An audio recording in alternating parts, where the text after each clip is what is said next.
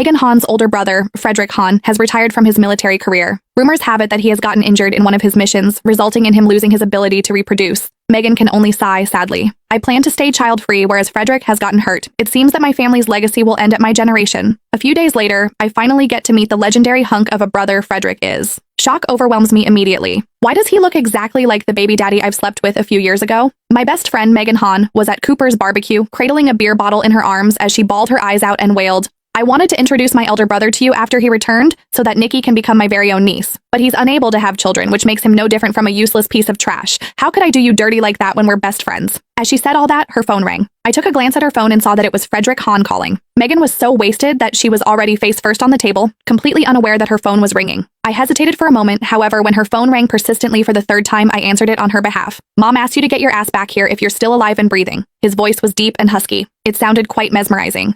I pinched my earlobe, which felt strangely warm for no reason. "Hello there, I'm Megan's friend. We are at Cooper's barbecue. Would you be able to come over and pick her up?" Given Megan's current condition, it was going to be a struggle to get her home today. After all, I had quite a bit to drink too. It would obviously be a lot more convenient if someone could come and pick her up. Before the man on the phone could even respond, Megan, who had passed out face down on the table, came back to life all of a sudden. Oh, poor Fred. He joined the military academy at such a young age, and he's still a virgin after all these years. Now that he's in this predicament, no one will ever want him. Suddenly, the call went eerily quiet. The awkwardness was enough to sober me up a little. I explained, she really had quite a bit to drink. "Give me the address. 8 South Avenue. Then he hung up. Previously, I had heard Megan talking about her elder brother. He was a tough and strong-willed guy, someone she had idolized since she was a child.